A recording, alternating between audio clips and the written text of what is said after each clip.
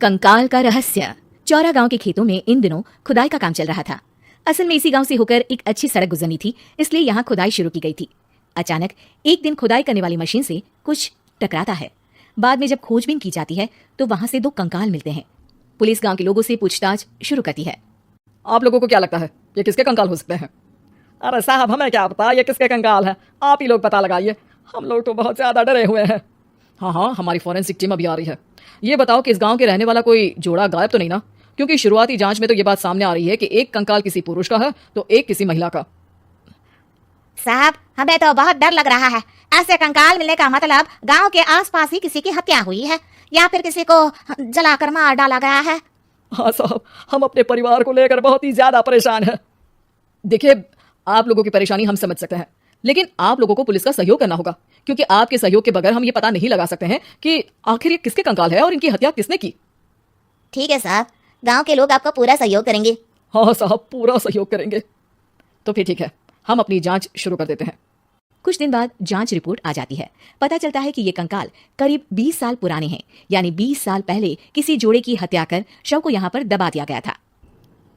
Inspector Raghav, ये बताओ कि 20 साल पहले की मर्डर मिस्ट्री क्या आप सुलझ सकती है?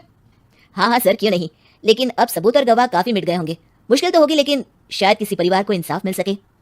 इंस्पेक्टर राघव, आप बिल्कुल सही कह रहे हैं। किसी परिवार को तो इंसाफ मिलेगा ही और किसी को उसके किए की सजा भी मिलेगी। जी सर, मैंने तो जांच शुरू भी कर दी है। 20 साल पहले इस गांव के 2 जोड़े अचानक कहीं गायब हो गए थे। मैंने दोनों ही परिवारों के बाकी के सदस्यों से बातचीत शुरू की तो उन्होंने बताया कि उनके बच्चे शहर गए थे, लेकिन आज तक वापस नहीं लौटे हैं। लेकिन ये दोनों शव किस परिवार के सदस्यों के हैं, ये कैसे पता चल सकेगा? सर, मैंने डीएनए टेस्ट करवा लिया है, आज शाम तक इसकी रिपोर्ट भी आ जाएगी। अच्छा, ठीक है। उसी शाम को सर, डीएनए रिपोर्ट के मुताबिक ये दोनों ही लाशें चौरा गांव के रहने वाले प्रधान सुल्तान सिंह के बेटे और बहू की है। लेकिन इनकी हत्याएं किसने की है, ये कैसे पता लगेगा? इसी का तो पता लगाने की कोशिश में जुटा हूं सर। आज सुल्तान सिंह से मिलने भी जा रहा हूं।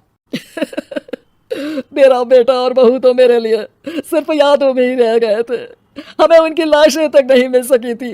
आज 20 साल बाद उनके कंकाल मिले हैं, मैं अब किसके लिए जीऊं? लेकिन सर, क्या आपकी किसी से कोई दुश्मनी थी? अपने बेटे बहू की हत्या के लिए आप किसे जिम्मेदार मान रहे हैं? अब मैं किसका नाम बोलूं? मेरी तो किसी से दुश्मनी नहीं थी, बस मेरे बेटे बहू को कोई वापस ला पाता। इसके बाद सुल्तान सिंह फूट फूट कर रोना शुरू कर देते हैं। सर, अब आप इनका अंतिम संस्कार करवा सकते हैं। कम से कम इनका शरीर ना सही, इनका कंकाल तो आपको मिला है। लेकिन हाँ, अगर आपको कुछ भी याद आए तो जरूर बताइएगा। मेरी तो बेटा अब उम्र हो गई है, लेकिन मेरे बेटे और बहू के हथियारों का जरूर पता लगाइएगा, क्योंकि जब तक हथियारे पकड़े नहीं जाएंगे मेरा मन नहीं मानेगा। सर, हमारी पूरी कोशिश रहेगी हत्यारे को पकड़ने की। लेकिन एक बात बताइए, उस वक्त आपको किस पर शक गया था? उस वक्त मेरे एक ड्राइवर को पकड़ा गया था, लेकिन सबूतों के अभाव में उसे छोड़ दिया गया था। अच्छा, और ड्राइवर पर कैसे शक हुआ था? क्योंकि उस दिन ड्राइवर छुट्टी पर था। उस समय लेकिन लाश क्यों नहीं मिल सकी थी? उस वक्त पुलिस ने बहुत कोशिश की थी, लेकिन दोनों की डेड बॉडी नहीं मिल सकी थी। ठीक है, हमारी तफ्तीश चल रही है, मैं फिर आऊंगा। इसके बाद इंस्पेक्टर वहां से चला जाता है और सुल्तान सिंह अपने बेटे और बहू की याद में खो जाते हैं।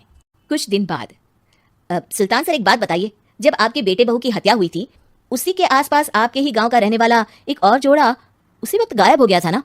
हाँ सर, अलका और अभिषेक, वो भी मेरे बच्चों जैसे ही थे। तो फिर वो कहाँ है?